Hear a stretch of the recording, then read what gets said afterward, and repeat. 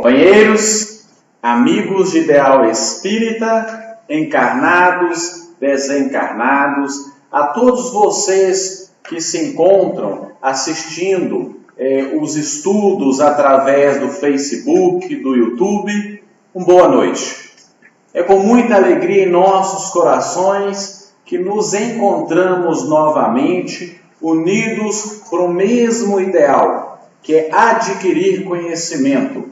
Adquirir conhecimento para nos tornarmos cada vez mais um pouco melhores. Hoje, o nosso estudo será dirigido pelo nosso amigo Fued. O tema vai ser o Bom Samaritano. É um tema de grande importância para aumentar o nosso conhecimento. Foi muito bem escolhido. Então vamos juntos, mesmo que distantes uns dos outros, fechar os nossos olhos, elevar o nosso pensamento ao alto e fazer uma prece para iniciarmos os nossos trabalhos. Senhor, concede-nos a serenidade necessária para aceitar as coisas que não podemos modificar, coragem para modificar as que podemos, sabedoria para distinguir umas das outras. Que assim seja. A todos que estão em casa e desejam, pode colocar a garrafinha de água ao lado do aparelho, do celular ou do computador, que os bons espíritos irão fluidificá-la. Fued? Obrigado. Boa noite a todos. Deixar a máscara do lado ali, porque ela é necessária na nossa vida cotidiana. Queria começar, gente, pedindo licença aos bons espíritos, porque falar da parábola do bom samaritano é falar sobre o mais sublime exemplo dentro da doutrina cristã do que é a caridade pura, desinteressada. Mas para que nós possamos falar dessa caridade dessa maneira tão plena, dessa maneira tão correta, nós precisamos conhecer alguns elementos históricos. Aqui no nosso quadro eu escrevi previamente algumas características que nós vamos encontrar, características físicas e características históricas dessa parábola. Convém nós começarmos dizendo que Jerusalém era uma cidade que ficava mais alta do que Jericó. A diferença entre uma e outra em altitude é aproximadamente 1.000 metros e a referência é o mar.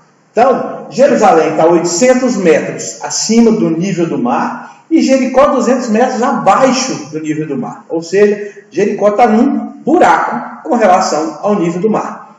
E a distância entre essas duas cidades é de 27 quilômetros aproximadamente.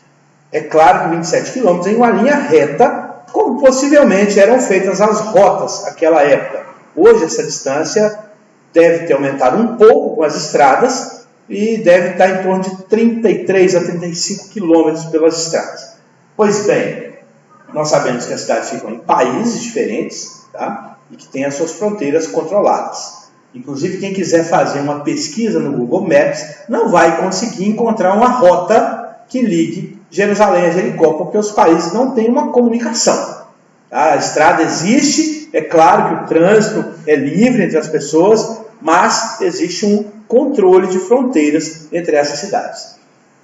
Outra coisa interessante de se dizer é que no meio desse trajeto existe um museu, também na região montanhosa, possivelmente ou provavelmente no local para onde foi levado esse homem que foi atacado pelos salteadores na estrada. Esse museu chama-se Museu do Bom Samaritano. Ele guarda características originais da época e outras características que também foram ali introduzidas para que se tivesse uma visão histórica mais interessante dessa passagem. Então, o Museu do Bom Samaritano, ele funciona, é um museu mesmo, não é mais uma estalagem, mas provavelmente é no mesmo local para onde esse homem foi levado depois de ser atacado. Inclusive uma região também montanhosa. Interessante que nós definamos também quem eram os sacerdotes, que eram aqueles que eram os extremos conhecedores da lei, eram os homens que pregavam a lei da sua maneira mais plena, mais completa. Os levitas, embora de outra nação, que eram os das nações de Levi, eles também eram extremos conhecedores da lei, que também pregavam essas leis. E os samaritanos, que são hoje um povo, inclusive, muito reduzido. Calcula-se que hoje não tem menos que 1000 samaritanos no planeta. E era um povo que, embora respeitasse as leis de maneira absoluta, ainda praticavam outras variações dessa mesma lei, sempre com o objetivo de dar atenção aos demais, independentemente da sua nacionalidade. Talvez por isso, essa a explicação clássica dessa parábola do bom samaritano, porque ele prestou o auxílio àquele que necessitava. Sem querer adiantar as finalizações desse estudo, nós começamos reafirmando que essa parábola é um dos mais sublimes de todos os ensinamentos, de todas as explanações que tem nos escritos sagrados sobre caridade, da sua forma mais plena. Essa talvez seja a mais sublime espécie de narrativa que traga para nós essa caridade na sua forma mais desinteressada, mais completa, mais perfeita. Eu trouxe como referência, tomo a liberdade de mostrar para os senhores, aos nossos amigos presentes aqui na casa e aos amigos aí em casa, pelas redes sociais, o livro que me serviu de base para esse estudo, que é o Universo Maravilhoso das Parábolas, da nossa amiga Eliane Alves Batista. É um livro que todos nós podemos ter, inclusive como livro de cabeceira. É um livro que nós utilizamos para o nosso culto cristão no lar, lá em casa, por muito tempo. Hoje nós utilizamos outro, mas assim que o outro terminar, possivelmente a gente volte para o Universo Maravilhoso das Parábolas, porque o nome já diz, os maravilhosos feitos de Jesus através dos seus ensinamentos. Então, partindo desse princípio, do princípio da observação do livro, essa parábola ela vai falar de compaixão, de como se compadecer daquele nosso irmão que mais necessita. Nós todos sabemos que a compaixão é um pensamento, é um sentimento, conforme Eliane Alves Batista nos diz, é um pensamento, um sentimento belíssimo. O ser que é movido pela compaixão, ele é capaz de chegar ao fundo da sensibilidade da sua alma. E a sua alma, quando é atingida pelo sentimento da compaixão, ela é arrebatada a planos melhores. Então, é um dos passos, claro, não o único, para que a caridade plena seja realizada, seja feita, que o sentimento de compaixão atinja o âmago do nosso coração. Só se consegue fazer a caridade plena movido por esse sentimento, em conjunto com todos os outros, que são a disponibilidade, o interesse e outros que não estão relacionados com esse estudo. Vou limpar o óculos, que ele está meio sujo. Ao contrário do que se esperaria numa situação como essa, já que os conhecedores da lei, como o sacerdote e o levita, era de se esperar que eles fossem em socorro daquele homem que foi atacado. E nós vamos passar trecho a trecho desta parábola para que nós compreendamos bem isso. Mas por que atribui-se a responsabilidade ao sacerdote e ao levita? O sacerdote é aquele cara que tem o conhecimento, é aquele cara que prega, a lei, que prega o auxílio, que prega a beneficência, que prega a benevolência, é aquele cara que está ali dentro do templo explicando os princípios legais da relação com o próximo. E a provocação, lá no começo da palavra do doutor da lei, quando ele tenta provocar o Cristo, doutor da lei que era, que gostava de experimentar o Cristo, mas não experimentava sem conhecimento, porque o doutor da lei, assim como o sacerdote, assim como o levita, era um extremo conhecedor da lei, sabia o que dizia a lei, e mesmo assim experimentava o Cristo. Era desses homens de se esperar, ou do sacerdote, do levita, de se esperar aquele primeiro socorro. Mas não. A história nos diz que eles passam ao largo. Possivelmente, se aquele homem tivesse caído no meio da estrada, como ele estava na beira da estrada, que é o que a história nos diz, mas se ele tivesse caído no meio da estrada, eles teriam, dado aquela voltinha clássica e passado longe daquele homem que precisava de ajuda. E quem veio em socorro dele? Um samaritano. Um homem que era repudiado no cumprimento da lei, no falar da lei, por aqueles que eram os seus guardadores. Então a gente começa essa parábola textualmente na provocação do doutor da lei. E a parábola nos diz: levantando-se um doutor da lei, experimentou, dizendo: mestre, que farei para herdar a vida eterna? Os doutores da lei eram maliciosos. Eles procuravam experimentar o Cristo a todo o tempo, porque eles conheciam o que estavam dizendo. E o Cristo disse que eu não vim desfazer a lei, mas eu vim cumprir. Então aqueles homens procuravam provocar o Cristo para que ele cometesse um deslize e fosse por eles acusado. Mas o Cristo era mais astuto do que 77 gatos. Eu ouvi alguém falar isso um dia, ri até, mas a astúcia do gato multiplicada por 77 não era suficiente para atingir a astúcia do Cristo, mas a astúcia no perceber, e não na astúcia do querer dar uma pernada no outro, passar a perna no outro, como o gato sempre faz, mas a astúcia no perceber, até pelo modo com que aqueles homens falavam as suas intenções. O Cristo conhecia o coração de cada um deles, sabia tudo o que eles intentavam quando faziam aquelas perguntas maliciosas. Então aquele homem vem e pergunta: o Cristo, o que eu tenho que fazer para herdar a vida eterna? Se o Cristo fosse um cara bruto, igual a gente é hoje em dia aqui, nesse plano de provas e expiações, embora ele aqui esteve, era um espírito diferente dos nossos, ele teria dito o seguinte: já que você conhece a lei, meu amigo, cumpre a lei, não me perturba. Mas o Cristo era amoroso, o Cristo era caridoso, benevolente, não é disso que nós estamos falando? E aí o Cristo traz um ensinamento aparentemente simples, que é este ensinamento, que fala de um homem caído, 4 pessoas e uma atitude. Quer coisa mais simples do que isso? Compreender, através de uma pessoa que sofre, de um viajante, atacado, assaltado, tomado de seus bens, jogado no chão, perdido. Essa história é semelhante a quantas histórias nós conhecemos? Quantas vezes nós vemos pessoas nessa mesma situação? Não só tomadas dos seus bens materiais, mas também dos seus bens espirituais. E o Cristo vem e dá esse exemplo, que é quase um tapa de luva, como a gente diz, na cara daquela hipocrisia. A hipocrisia provocativa daqueles homens.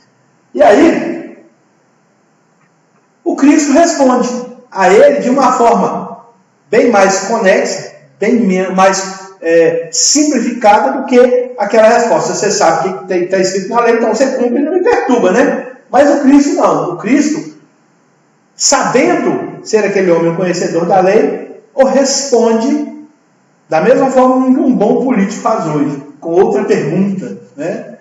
E transfere a responsabilidade para aquele homem que o provocava. E diz o seguinte: o que está escrito na lei? Como você lê? Com isso, o Cristo diz para ele: se você se julga tão bom entendedor da lei, então me diga, o que eu deveria fazer se eu estivesse diante dessa situação? É lógico que o Cristo já tinha a resposta pronta para aquela pergunta. Ele já tinha a história que ele ia contar. Mas ele quis também entender o limite do conhecimento daquele homem. E aí, Esse limite do conhecimento nos é experimentado diariamente quando nós somos colocados diante dos problemas que nos cercam, dos homens caídos que nós encontramos na rua.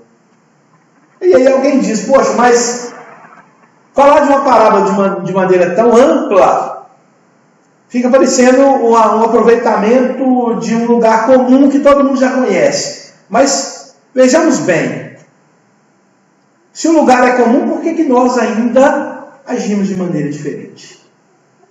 E todas as vezes que nós lemos essa parábola, nós temos a oportunidade de reexperimentar a sensação que nós temos de ter reflexões, de fazer reflexões, de mentalizar essas mesmas situações e percebermos o quão diferentes poderiam ser as atitudes que nós tomamos.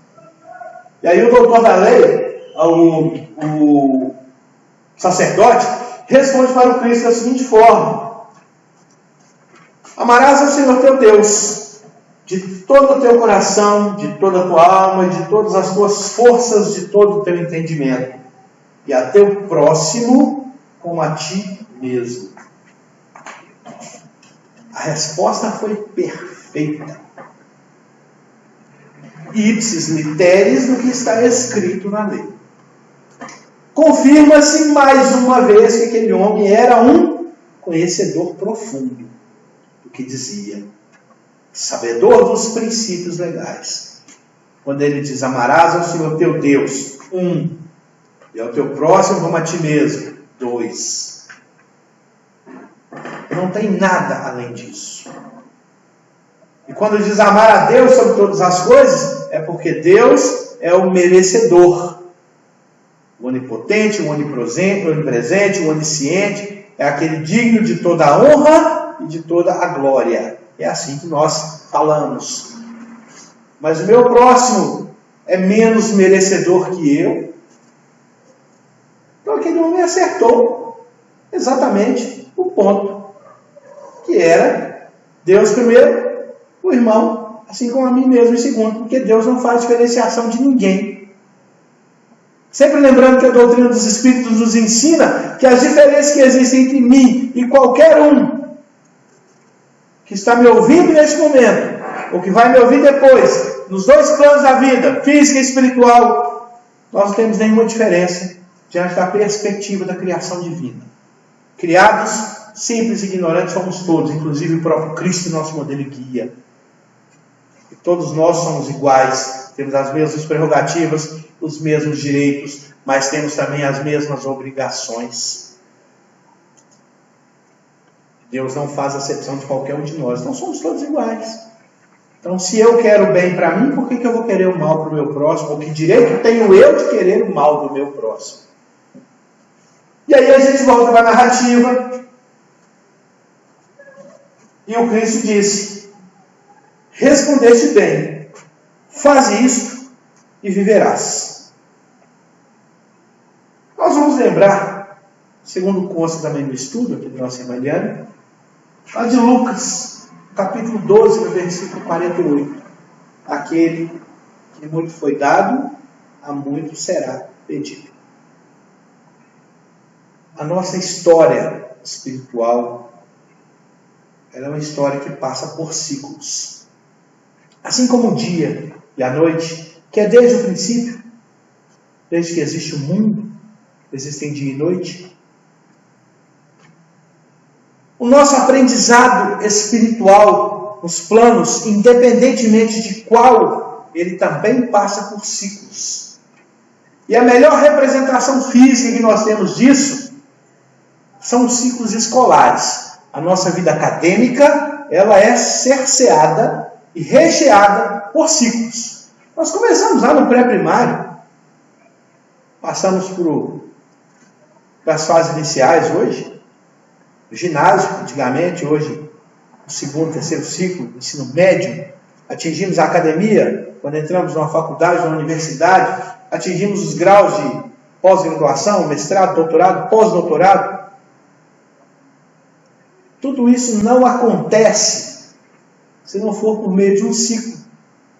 Esse ciclo é o ciclo da aquisição de conhecimento, Da mesma forma com que o nosso ciclo espiritual, independentemente de qualquer plano.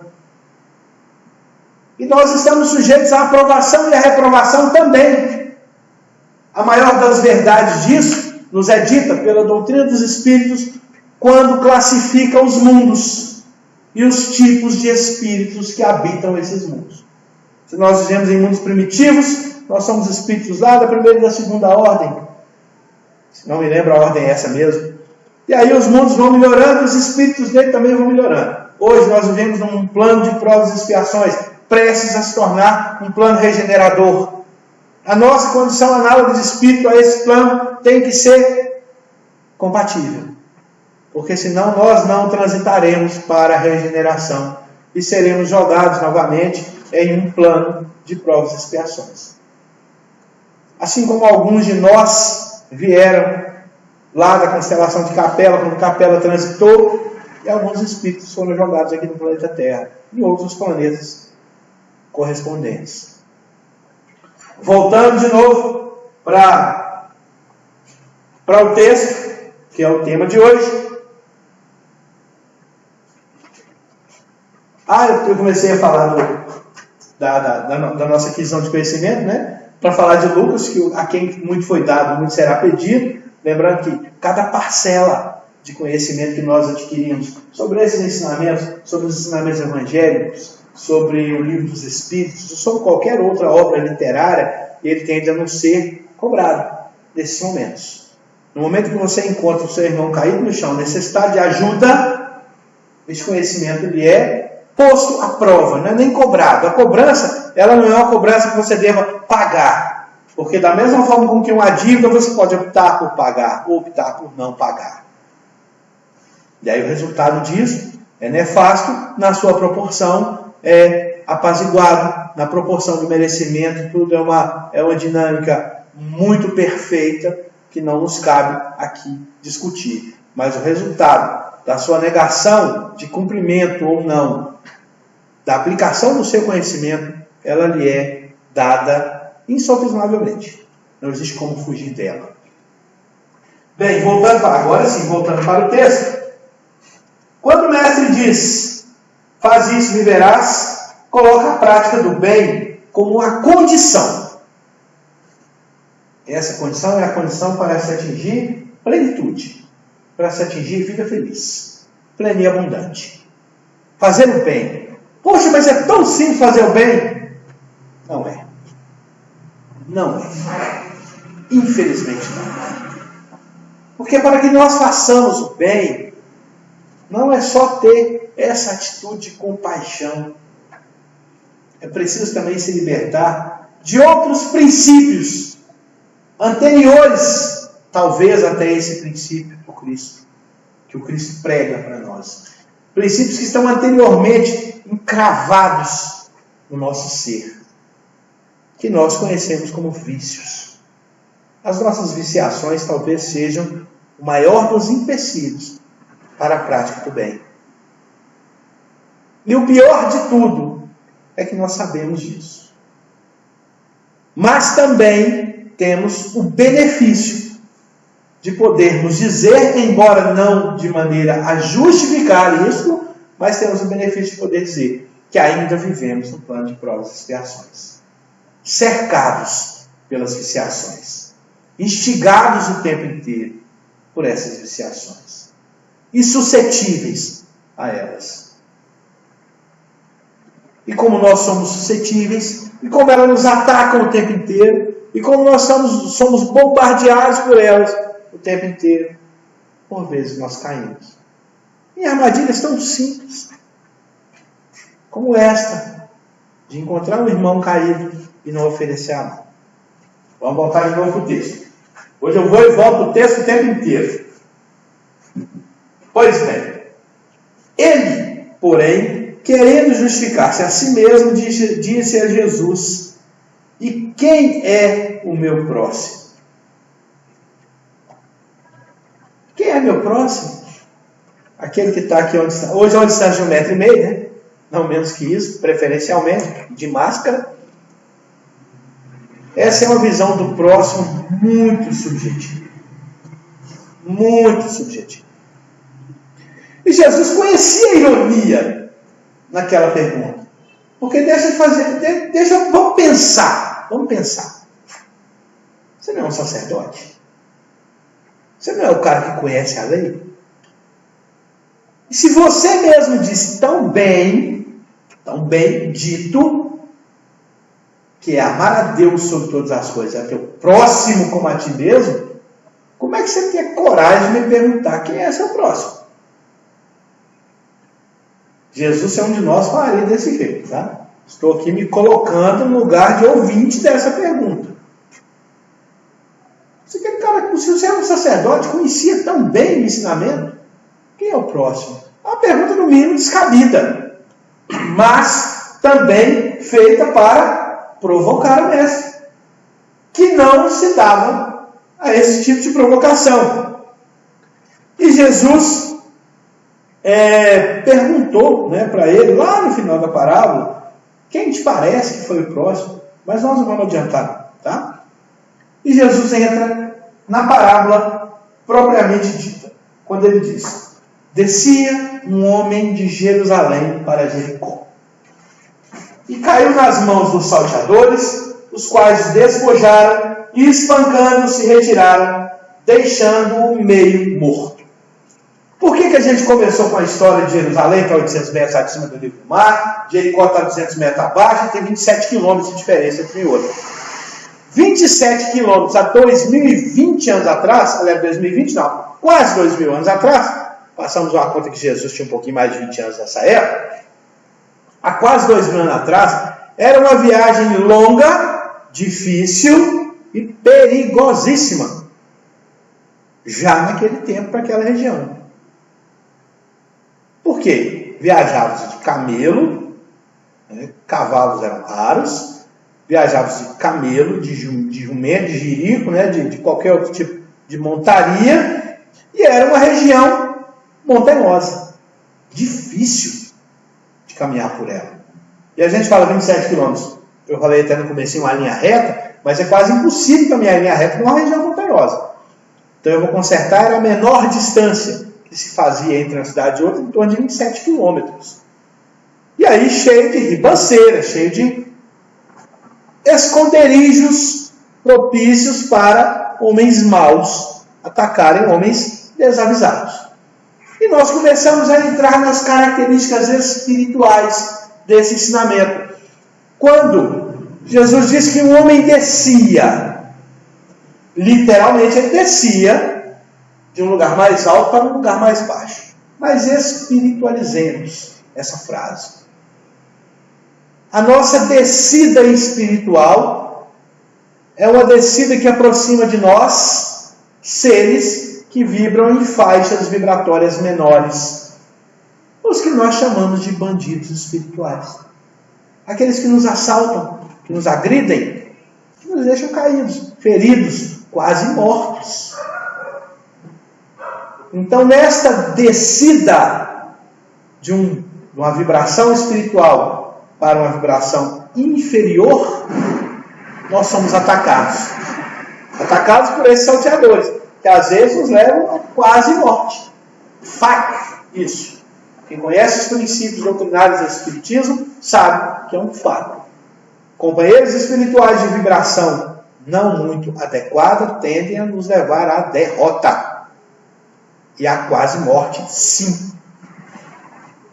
E aí o Cristo inicia essa narrativa dizendo que aqueles homens deixaram, os ladrões deixaram aquele homem ali cair, acabado, quase morto. Parece uma história que a gente conhece, né? Dia a dia. Coisas que acontecem diuturnamente ao nosso redor. Está falando sobre isso lá no começo. E aí, vem o sacerdote, que também descia.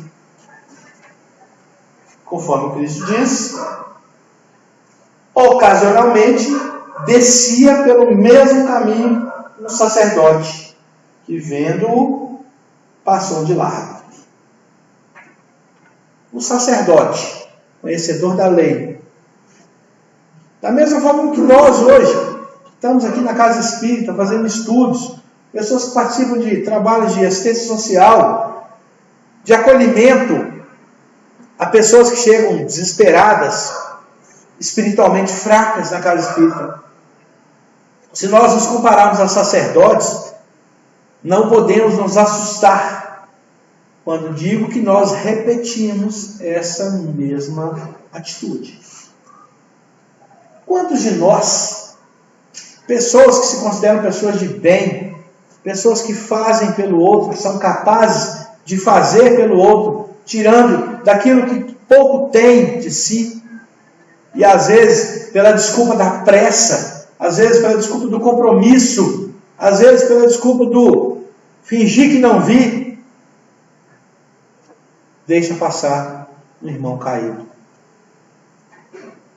E daqui a pouco nós vamos compreender que esse irmão caído, às vezes, e nós falamos dessa caridade de uma maneira mais plena, completa, mas às vezes o irmão caído ele não precisa de tudo que nós temos para oferecer.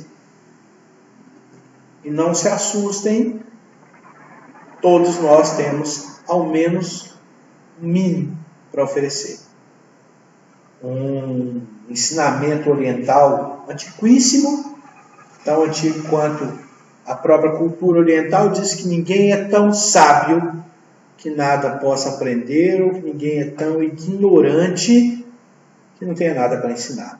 Então vejam bem a plenitude disso, a profundidade disso.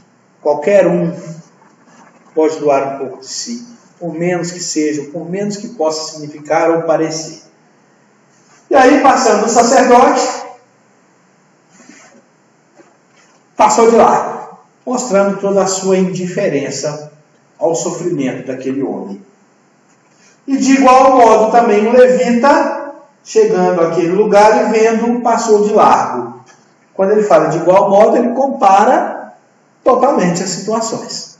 O sacerdote vinha descendo, o levita vinha descendo. A pergunta é: qual de nós, em algum momento da sua vida, mesmo sendo recheados pelos conhecimentos, recheados, embora pouco praticantes, dos conhecimentos que nos são dados, também não tropeça? Qual de nós, aqueles homens que acompanhavam Cristo, fraquejaram na sua fé? Fraquejaram na sua coragem de dizer: eu sou o seguidor do Cristo? E o exemplo mais clássico desse é a negação de Pedro, que é um momento de fraqueza, que nós, pobres espíritos encarnados, no plano de provas e expiações, experimentamos todos os dias da nossa vida. Experimentamos a fraqueza dos nossos propósitos, já com aquelas desculpas que nós falamos anteriormente. Qual de nós nunca experimentou? Então, se nós somos comparados a sacerdotes e levitas, também podemos dizer que fraquejamos. E por isso, às vezes, passamos ao largo daquele irmão que está ali, caído, esperando, precisando da nossa ajuda. E aí,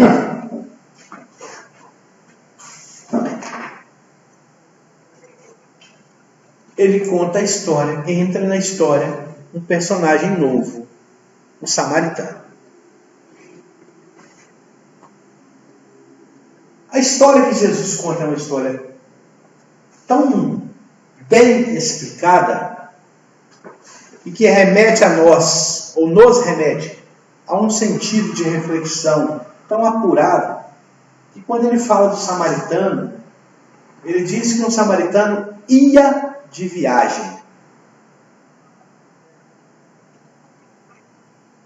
Eu vou puxar lá nos ensinamentos antigos, do livro dos Salmos, um trecho muito bonito, um trecho bastante significativo para todos nós. Ainda que eu caminhe pelo vale da sombra e da escuridão, nada me acontecerá. Então, se nós pegarmos esse salmo, nós vamos conseguir vislumbrar de que aquele que caminha bem orientado, bem acompanhado, tende a não fraquejar. Sempre lembrando que nós estamos falando dos princípios espirituais. E aí aquele homem que vinha, o samaritano, que vinha de viagem, não importa se ele estava descendo da altitude de Jerusalém ou subindo da inferioridade de Jericó. Não importa, não interessa, é a história. Não qualifica isso. Diz que ele vinha de viagem, ele estava na sua jornada, no seu ciclo. E nesse ciclo, ele conseguia manter uma vibração boa, tranquila, em paz. Importava se aquele homem era um grande conhecedor, se ele era um doutor da lei, se ele era um ignorante. Naquele momento, não.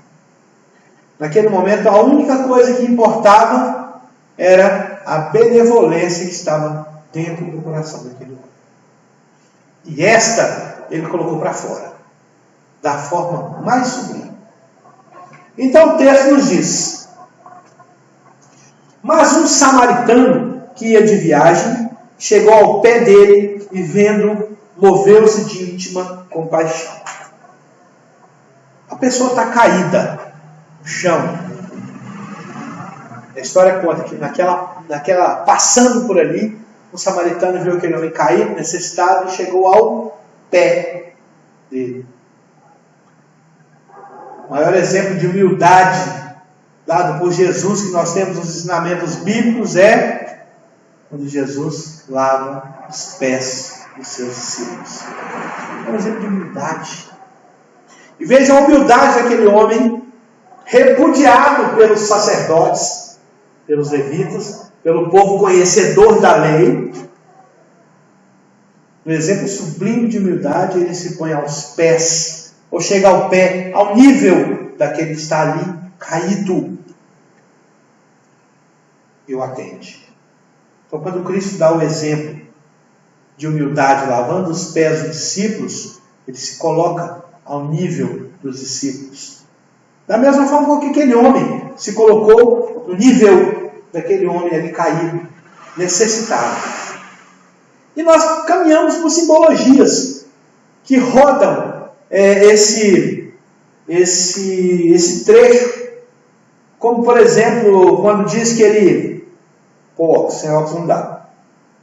Aproximando-lhe, atou-lhe as feridas, deitando-lhe azeite e vinho, e pondo sobre sua cavalgadura, levou para uma estalagem e cuidou dele. Quando o samaritano se aproxima daquele homem ali caído, é claro que existe uma proximidade física. Quando ele se põe ao nível daquele homem caído. Mas dentro dessa narrativa existe uma proximidade espiritual que traz confiança, que traz ao atendido, ao assistido, essa certeza de que dali, daquela atitude, vai sair uma coisa positiva. E aí ele se entrega para ser atendido, para ser acolhido. É muito do que acontece quando pessoas chegam, por exemplo, não só aqui nos grupos espíritas, em vários lugares, em várias outras denominações religiosas, quando a pessoa chega ali derrubada, né, caída, quase perdida, buscando auxílio, e que ela recebe um atendimento fraterno, mas realmente fraterno. Acontece com as pessoas e acontece com os espíritos. Quantos espíritos atribulados chegam no nosso grupo, em reuniões mediúnicas, não só aqui, em vários outros grupos, e essa proximidade espiritual permite com que aquele espírito tenha confiança naquele que o atende. Isso acontece todos os dias, o tempo inteiro, nesse nosso planeta povoado, recheado de espíritos em sofrimento.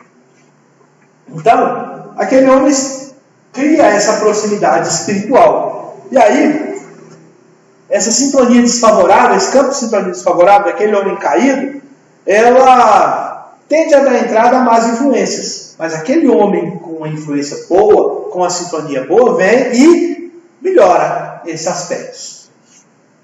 Quando Jesus usa as figurações, como o azeite, por exemplo, o azeite é o que mantém acesa a chama. O azeite tem uma simbologia de vida.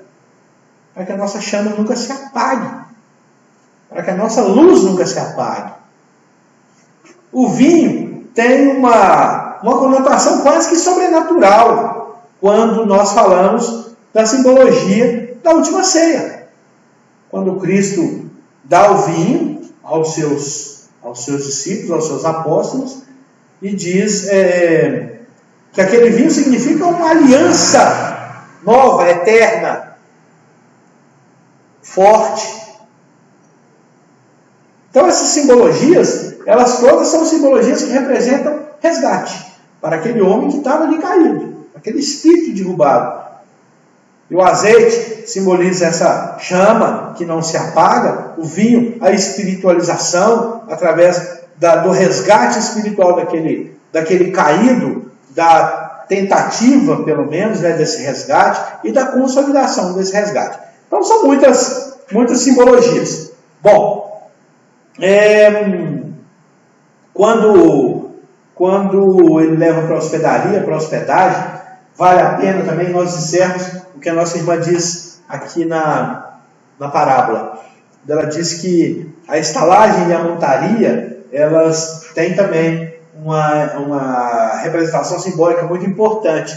A montaria, né, o cavalo, seria como uma espécie de ensinamento, ou o Evangelho. O Evangelho é um apoio para nós.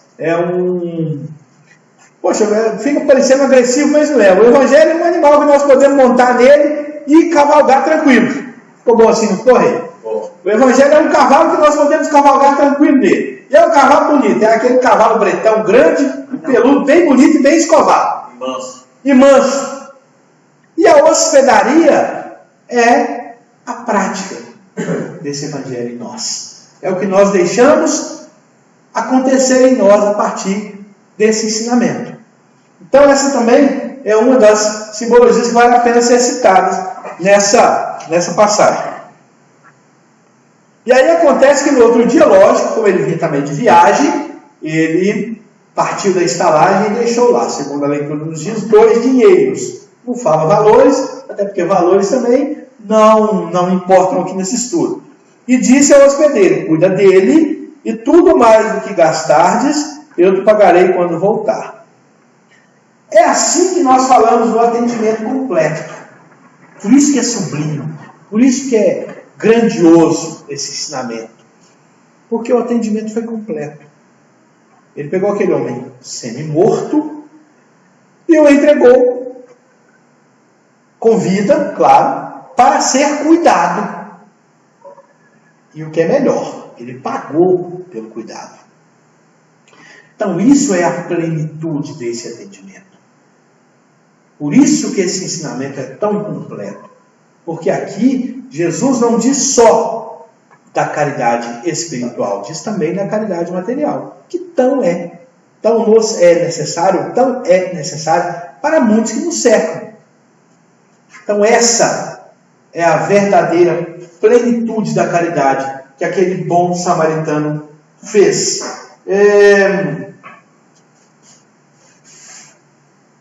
E aí o Cristo volta naquela pergunta inicial, que eu adiantei lá e falei que não ia adiantar. A gente chega nessa pergunta agora, quando ele diz ao sacerdote, ele pergunta como se fosse preciso, porque ele já conhece a resposta e já conhece a intenção daquele sacerdote, quando ele diz: qual, pois, vos parece que foi o próximo? Qual desses homens foi o próximo? Qual, pois, desses 3 parece que foi o próximo daquele que caiu na mão dos salteadores? E então ele respondeu: o que usou de misericórdia para com ele. Então disse Jesus: vai e faze da mesma maneira.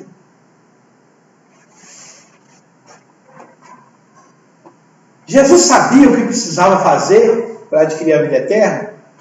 Sim. Aquele homem sabia, aquele provocador de Jesus, sabia o que fazer para merecer a vida eterna?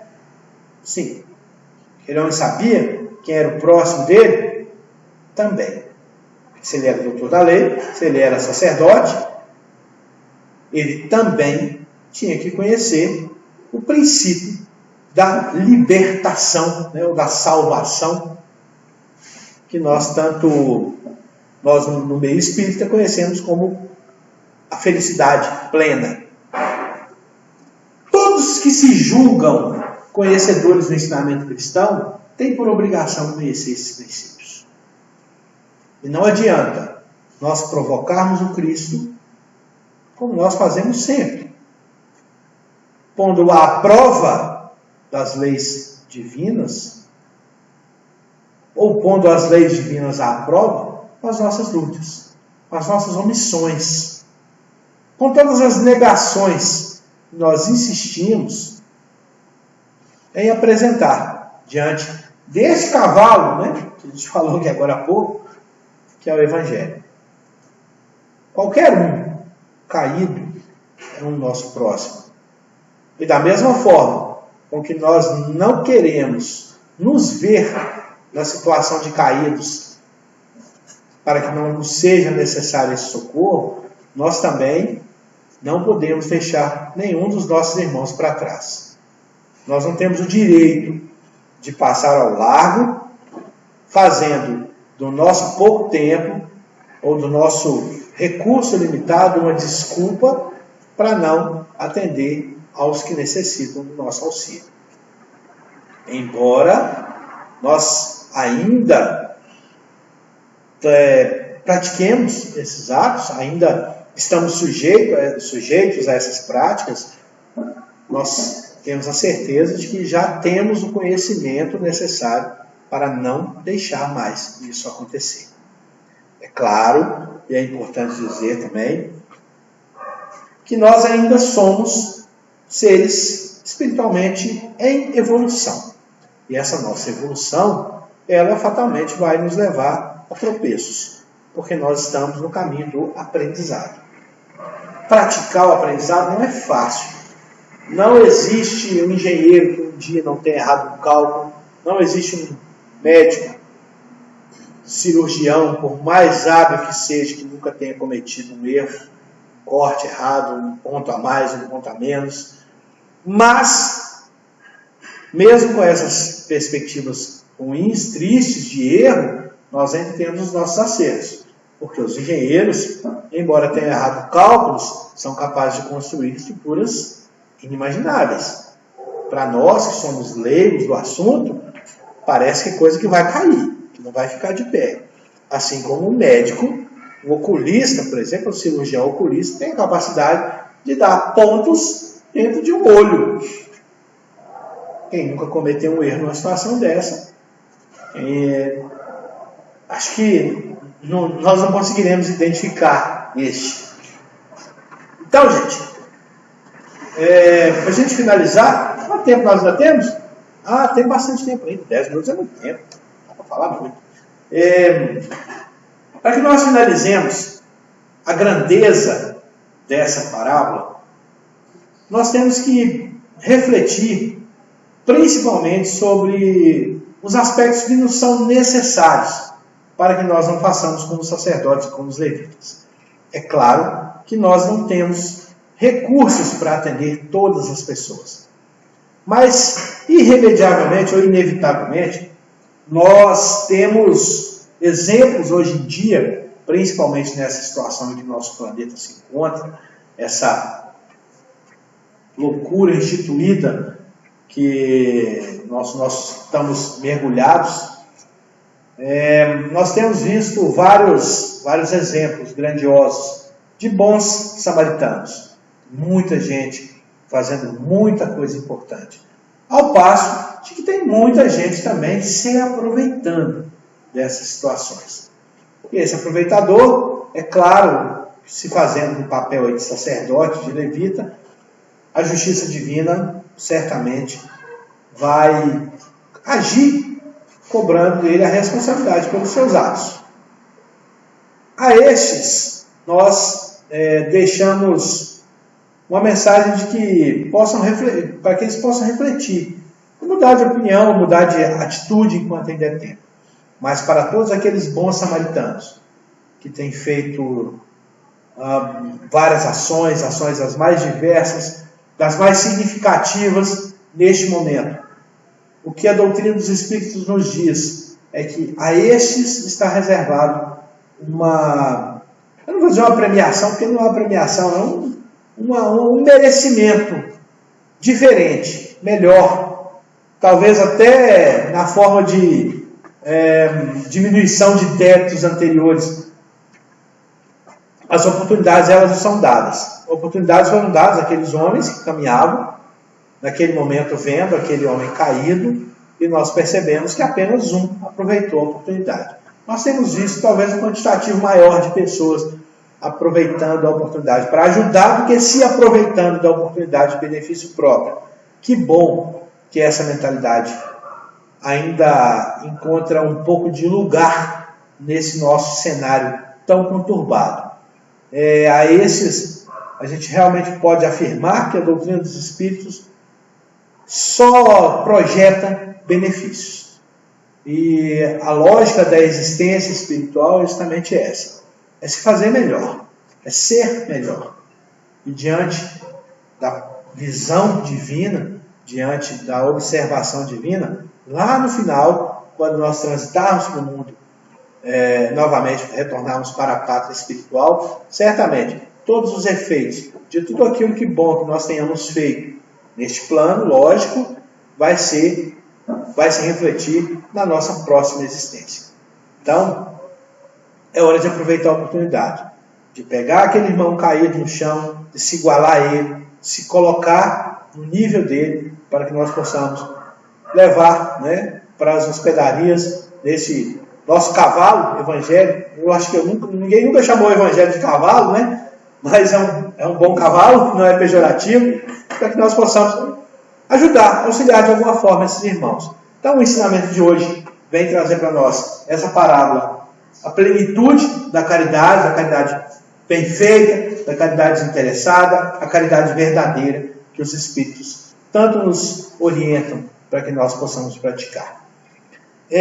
Eu queria finalizar com um recadinho fora do tema de hoje. O nosso grupo, o Grupo Espírita Eurípides Barçanufo, está com um canal no YouTube agora. Nós abrimos um canal no YouTube justamente para levar esses estudos aí para quem está no grupo de risco, para as crianças, que muitas crianças gostam de assistir também, Então, para as pessoas maiores de 60 anos, pessoas que têm problemas respiratórios, que estão cerceadas da sua liberdade de estar em locais como o nosso grupo, participando dos nossos estudos. Então, para que isso fique mais abrangente, para que nós tenhamos mais facilidade, porque todo um aparato hoje é necessário, para que nós possamos transmitir ao vivo e para colocar esses estudos na plataforma do YouTube.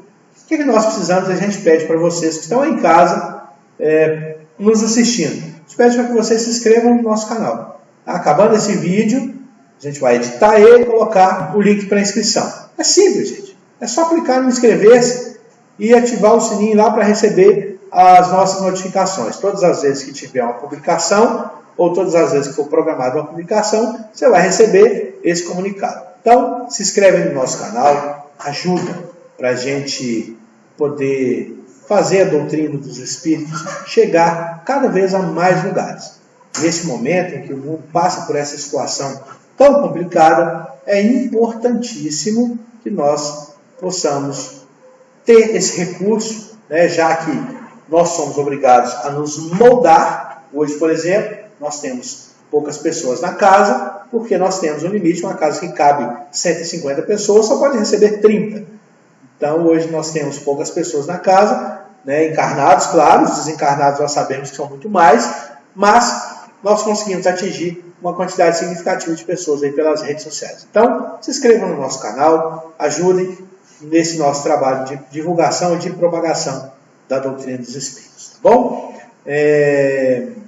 Sempre lembrando, quando nós toparmos ou encontrarmos com alguém caído, necessitado, vamos seguir o princípio do ensinamento cristão na parábola do bom samaritano. Que Jesus abençoe a todos, uma boa noite. O Jorge vai fazer para nós a prece, vai fazer a fluidificação da água, tá bom? Peço a todos vocês que agora, neste momento, vocês pensem em Jesus, pensem naquelas pessoas que vocês querem, levar esse passe até elas. As pessoas que tiverem água para fluidificar, essa água vai ser fluidificada neste momento. Queria deixar um recadinho aqui, caso vocês tenham uma pessoa que precisam especificamente dessa água, coloque o nome da pessoa no vasilhame, para que essa água seja fluidificada para essa pessoa. Vamos agora fechar os nossos olhos, vamos elevar o nosso pensamento a Deus, a Jesus, pedir agora, neste momento, que a equipe de Dr. Bezerra de Menezes e Eurípides Bassanufo, que toda a espiritualidade amiga, espírito de verdade, esteja agora adentrando a casa de vocês, através da casa de Eurípides Bassanufo, e que possa, neste momento, estar ao lado do mentor espiritual de vocês, aplicando esse passe. Senhor Jesus, Maria Santíssima, bons Espíritos, neste momento pedimos aos Senhores que nos fortaleçam, que cuidem de cada pessoa que estamos pensando, que possa cuidar de todos nós, das nossas famílias, dos nossos amigos, que neste momento vocês possam estar aplicando esse passe para que possamos nos melhorar, para que possamos aprimorar os nossos conhecimentos, para que possamos nos tornar seres humanos melhores, que possamos ser samaritanos na vida das pessoas, distribuindo toda essa energia maravilhosa que estamos recebendo neste momento, com todos os que estamos pensando, com todas aquelas pessoas que necessitam. Senhor, cuida do nosso planeta. Nosso planeta está passando por um momento difícil, mas tudo passa, como o nosso amigo Chico Xavier falava, isso vai passar. Precisamos passar por essa prova fortalecidos, mas com a certeza, Senhor, que o Senhor está ao nosso lado, que o Senhor está nos amparando. Somos fortes, como dizem as pessoas, Deus não dá o frio sem dar o cobertor. Então, que neste momento estejam todos recebendo esse passe e que possa levar esse passe a todas as pessoas que necessitarem. Jesus, nos ampare hoje, agora e sempre, que assim seja, graças a Deus.